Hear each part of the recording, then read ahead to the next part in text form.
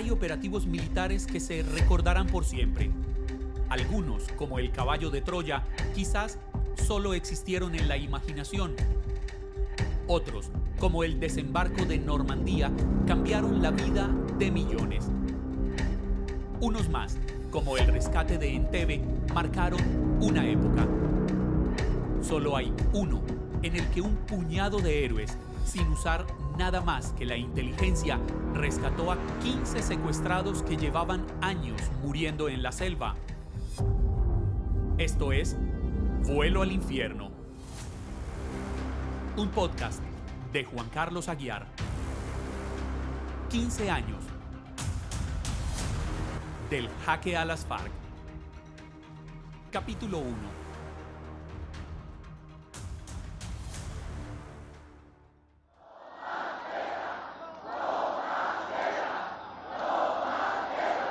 La tarde del 26 de septiembre de 2016, Cartagena, la ciudad heroica en la costa norte de Colombia, se vistió de blanco. No más muertos, no más jóvenes mutilados por una guerra absurda, ni soldados, ni policías, ni campesinos, ni guerrilleros.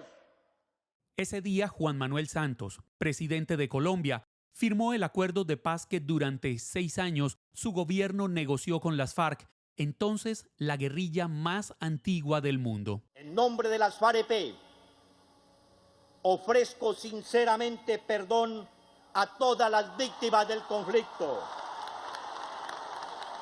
por todo el dolor que hayamos podido causar en esta guerra.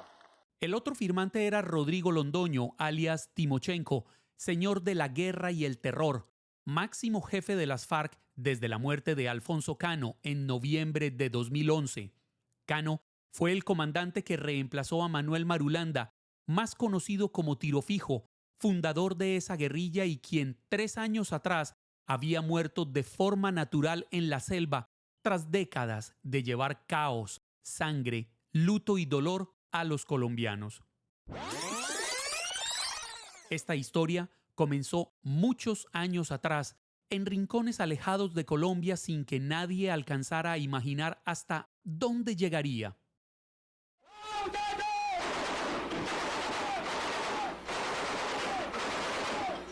A finales del siglo XX, en los años 90, las FARC protagonizaron sangrientos ataques a poblaciones y unidades militares del país.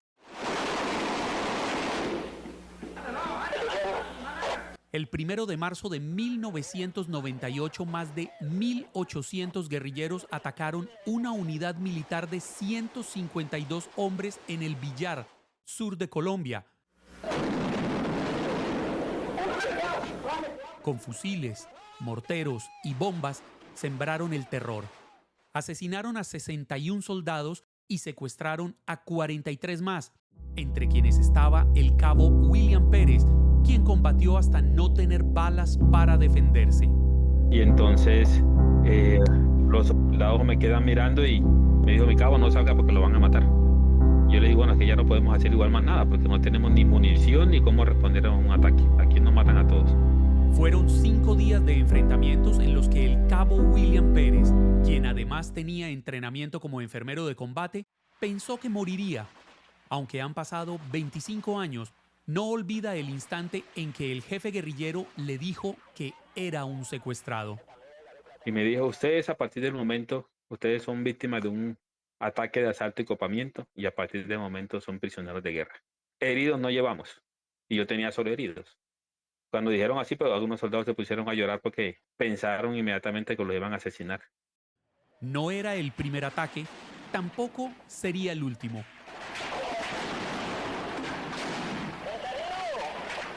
Cinco meses después, el 4 de agosto de ese 1998, se repitió un combate igual o más sangriento. A la Uribe, población olvidada por el Estado, escenario de antiguas conversaciones de paz, las FARC llevaron su horror. Decenas de soldados y policías murieron o resultaron heridos, mientras que 7 militares fueron secuestrados, entre ellos el teniente Raimundo Malagón. Estos guerrilleros utilizaban los famosos cilindros bomba que están prohibidos por los del derecho internacional en su afán de secuestrar soldados y policías y atacar las bases militares y policiales.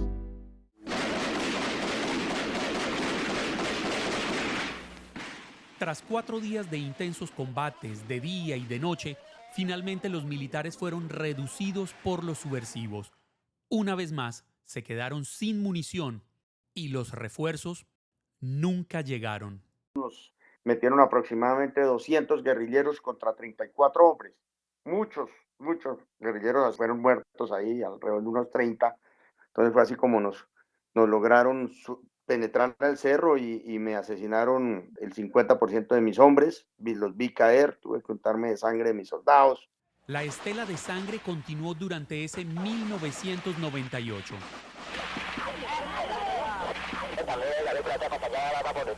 El 1 de noviembre las FARC hicieron lo impensable hasta ese momento. Cientos de guerrilleros fuertemente armados atacaron Mitú, en Vaupés, una ciudad capital donde mataron a 56 personas, entre civiles y uniformados. Las FARC llegaron hasta allí con todo el frente oriental compuesto por cerca de 2.000 hombres para atacar el comando de policía del Vaupés, que contaba con escasamente aproximadamente 100 hombres, y empezaron a atacar el comando con cilindros bomba, granadas y munición. El cabo de la policía Jean-Franc Pinchao, con apenas 25 años, estaba entre los que sobrevivieron. Exhaustos, sin balas para seguir luchando, superados numéricamente, recibieron una amenaza mortal que llevó a que otros 61 uniformados también fueran secuestrados. En un búnker donde se refugiaban los policías empezaron a lanzarle gasolina con una motobomba, ya que muy cerca, a una cuadra quedaba el abastecimiento de combustible para los aviones, y de allí lanzaban gasolina pues para quemar a los policías vivos como amenaza si no se entregaban. William Pérez, Raimundo Malagón y Jean-Franc Pinchao no se conocían entre ellos, pero el secuestro los uniría en un infierno en la selva que se extendería por años. A compañeros que no podían movilizarse por sus propios medios, que estaban muy mal heridos, fueron ajusticiados con tiros de gracia. Entonces a estos jóvenes que estaban recién ingresados a la policía fueron asesinados prácticamente por su incapacidad para movilizarse.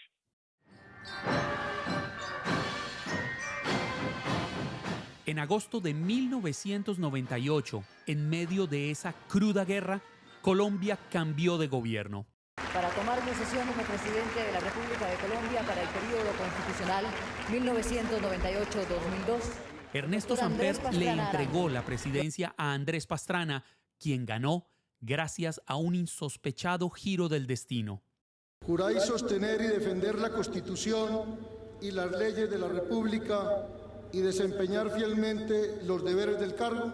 Sí, juro. Víctor G. Ricardo, asesor de Pastrana, se reunió en lo profundo de la selva con Tiro Fijo, entonces comandante de las FARC, y con el Mono Jojoy, temido jefe militar de esa guerrilla. Allí se habló de hacer una zona desmilitarizada, denominada de extensión. Allí se habló de crear una policía cívica que estuviera adiestrada por la Policía Nacional. Allí se habló de la libre locomoción que debía tener esa zona, porque debía ser solamente utilizada para los efectos de los diálogos de paz y no otro objetivo. Al terminar la reunión, en medio de la oscuridad de la selva, Víctor G. Ricardo se quitó su reloj, que era de la campaña presidencial de Andrés Pastrana, para regalárselo a Tiro Fijo. Y yo, en un acto de ingenuidad, pero de lucidez, me paré de la mesa, le cogí el brazo a él, el izquierdo. Eso ocasionó que todos los guerrilleros que se encontraban en ese ahí comenzaran a hacer el montaje de sus armas, que veían que iba a cometer algún irrespeto hacia su superior. Y se lo puse y le dije: mire, Marulanda, permítame que le ponga este reloj, porque este reloj siempre dará la hora de la paz. Ese reloj cambió la historia. El favorito de las encuestas no era Pastrana, sino su contendor Horacio Serpa. Del encuentro quedó una fotografía que estuvo a punto de no tomarse por el recelo del Mono Jojoy a que las autoridades tuvieran una imagen fresca de los dos máximos líderes de las FARC. La reacción del Mono Jojoy dijo, no, nosotros no nos prestamos para eso. Ustedes lo que quieren es utilizar esas fotos para después activar o actualizar las fotos que tienen en todos los puestos de policía y batallones diciendo se busca con un número abajo. Entonces yo le dije, mire, me muero la pena, yo he tomado una serie de riesgos también en venir acá. Creo que ha sido una conversación seria. Pues yo sinceramente no entiendo que usted no se deje tomar una foto. Marulanda inmediatamente lo llamó y dijo, no, venga, y nos tomamos la foto. Y pues nos tomamos la foto los tres. Comienza ahora un nuevo amanecer. Hoy no solamente se posesiona un presidente, sino que se abre una nueva era para la nación. Pastrana ganó la presidencia y empezando su gobierno fue la toma a Mitú, donde secuestraron a Pinchao.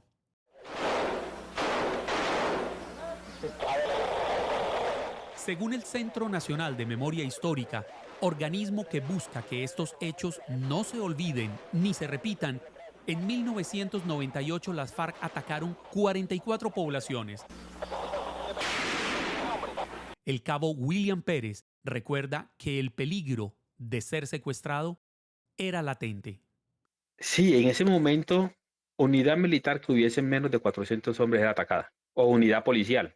Los policías en los pueblos no podían ni salir, le tiraban la comida desde los helicópteros porque no podían salir siquiera. Ya en ese entonces había muchísimos militares secuestrados. A los policías y militares los internaban en lo profundo de la selva, en medio de parajes inhóspitos donde prácticamente vivían como animales salvajes. La selva se lo traga a uno si uno no es fuerte mentalmente. La selva es para los animales y para la guerrilla, realmente.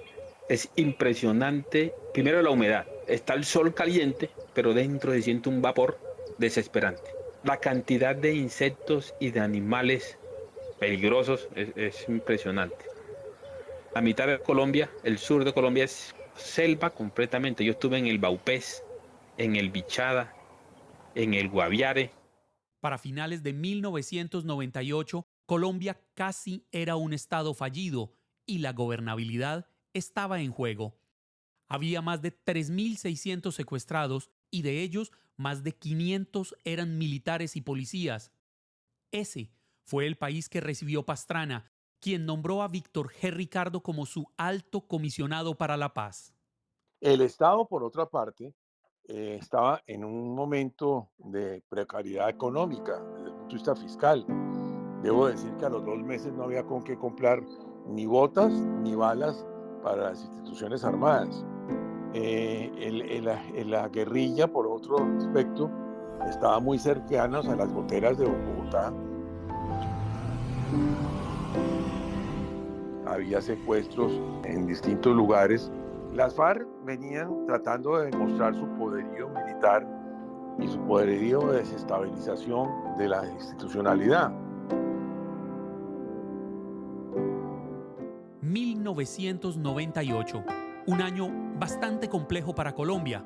Los militares y policías en poder de las FARC vivían lo indecible en una gigantesca e inhóspita zona que abarca gran parte del oriente y sur de Colombia. No fueron los únicos. Como escucharemos en el segundo capítulo, las FARC también secuestraron a políticos de trayectoria nacional para presionar al gobierno a canjearlos por guerrilleros presos en las cárceles del país. Un plan macabro que le costó la libertad a muchos colombianos. Algunos nunca regresaron.